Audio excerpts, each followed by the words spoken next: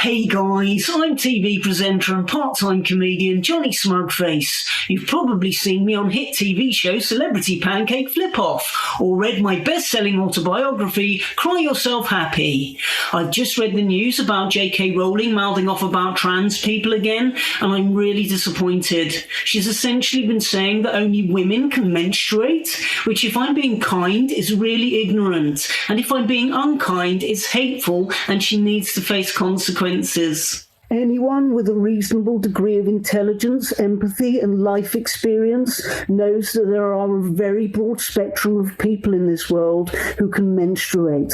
First and foremost, women pretending to be men can menstruate, even if they've got trousers and a moustache and they've changed their name to Gary. Women pretending to be men can still menstruate, and to deny those women pretending to be men their lived experience is deeply transphobic on the part of J.K. Rowling. Also, elves can menstruate. Pixies, elves, gnomes, trolls, witches pretending to be wizards, they are all capable of menstruating, and J.K. Rowling of all people should know that. And I'll tell you something else. I was shaving my balls with an old razor yesterday, and as it turns out, even I can menstruate.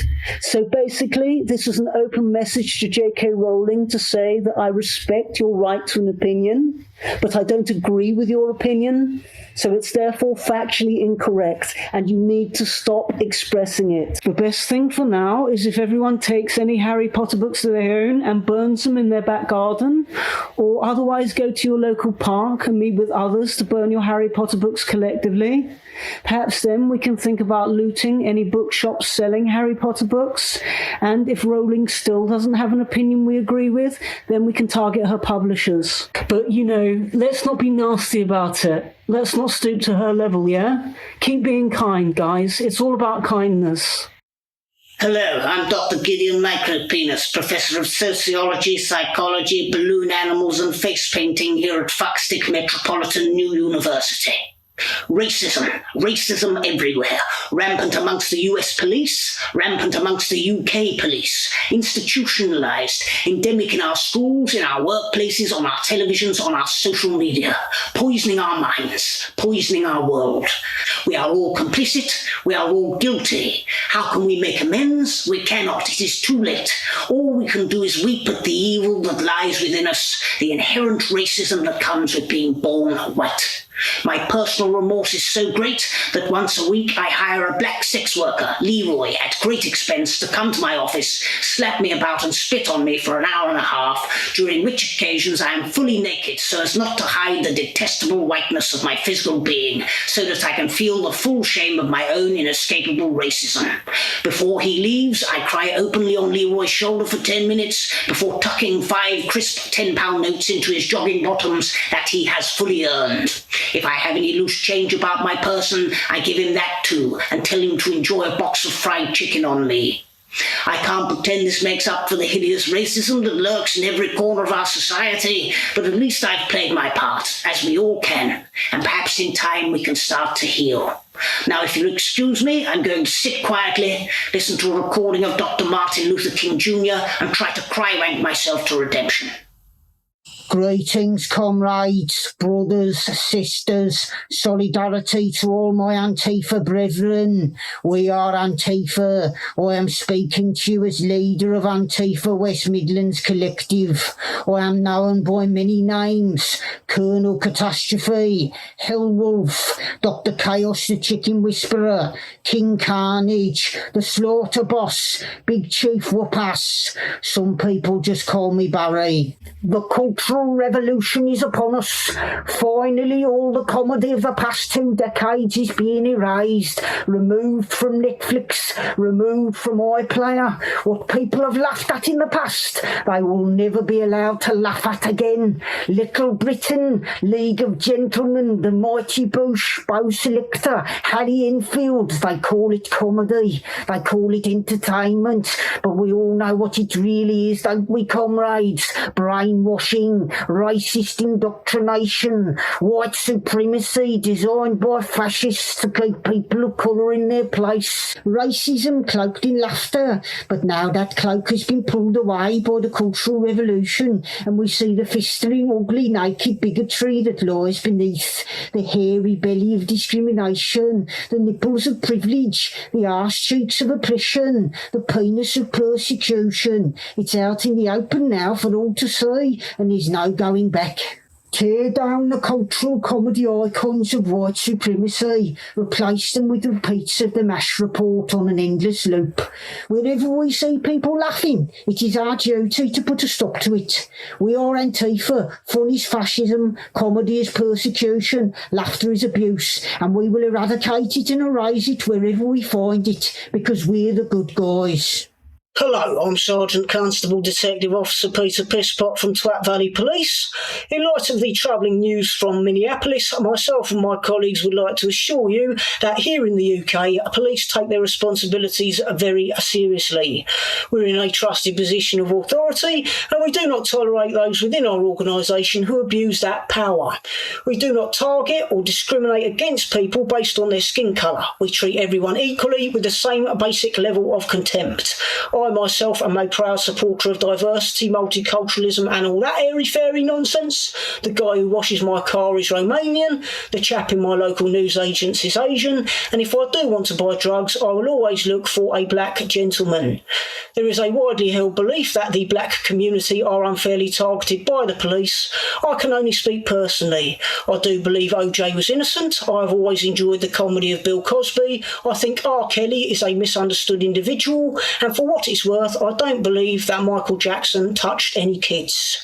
There has been criticism of police use of stop and search powers in this country. I want to assure you that if we do stop and search you, there is no malice intended. We are simply trying to keep the streets safe for white people. If you are upset with the police, we would ask you to complain through the official channels. Please do not smash up shops and set them on fire unless it's a TK Maxx. They're full of worthless shit anyway. We do not condone the destruction of public property, especially not speed cameras. Please do not smash up any speed cameras. For the good of society, definitely do not go around smashing up all the speed cameras. Above all, please do be assured that in the eyes of the British Constabulary, you are all equal. You are all free. You are free to behave yourselves and do what we fucking tell you.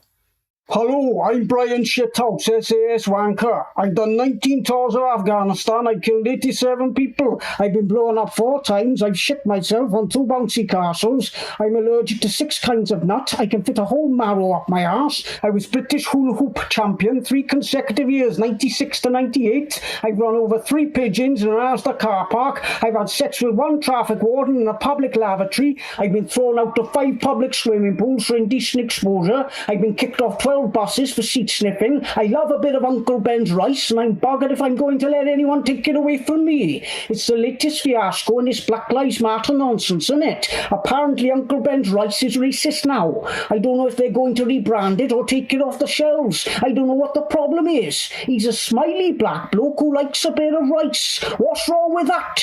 Who is Uncle Ben supposed to be exactly anyway? Is he a slave, a servant, the wealthy owner of a rice company? I couldn't give a fuck. All I know is it's parboiled. You open the packet, put it in a saucepan, little bit of water, 2 minutes later you've got piping hot, perfect rice. That's not racism, that's magic in a fucking pouch. Sometimes when you need rice, you need it quickly, and that's the genius of Uncle Ben. I don't care if he's black, white, orange, purple or rainbow coloured. He's made meal times a fuck of a lot easier. Far as I'm concerned, Uncle Ben invented parboiled rice. How is that racist? I mean, you've got far more chance of getting food poisoning from parboiled rice than you are from fresh rice, but no one's blaming Uncle Ben for that, are they? No one's hunched over their toilet bowl in the middle of the night, vomiting up rice, thinking, fuck you, Uncle Ben, you black bastard.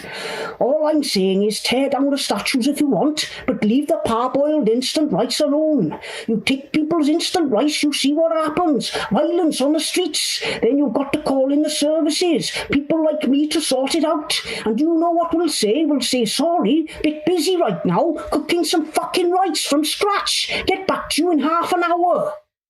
Times are changing, guys. The cultural revolution's upon us, and we're scared.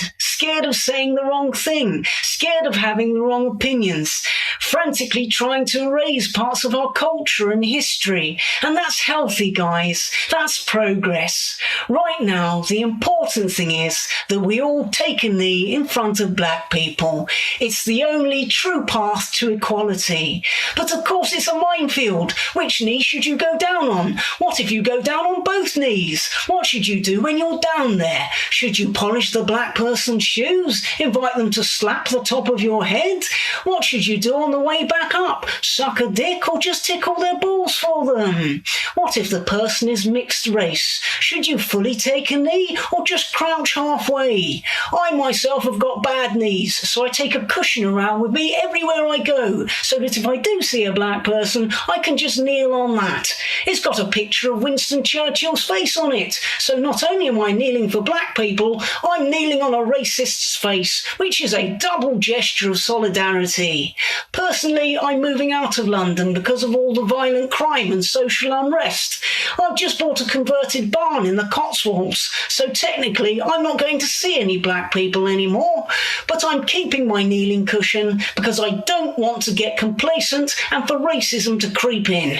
1 minute I've donated my kneeling cushion to a charity shop, next thing you know I've got an England flag in my front window and I'm cackling at banned episodes of Fawlty Towers like a Nazi. It's time for change, guys. Be aware, be humble, be apologetic, and try to be a little bit less white. And it's up to us Antifa squad to take preemptive action. Strike first when the fascist enemy least expects it. Tear down the statues, cancel the comedians, kick shit out of all the fascists, get them sacked, get them evicted. Even if you don't actually know they're Nazis, even if they've not said anything racist or done anything fascistic. If you think they're a Nazi, they probably are a Nazi, and your suspicion is enough. Trust your instincts, take them down, destroy their lives before they infect anyone else with their white supremacy. Antifa united for the good of humanity. Antifa for a better world. Kindness, comrades. Kindness and empathy. And where that fails, violence, chaos and destruction. We are the instigators of equality. Get out there on the streets. Emancipate the oppressed. End slavery. Fuck up some fascists. Stamp someone's head into the pavement. And remember, we're the good guys.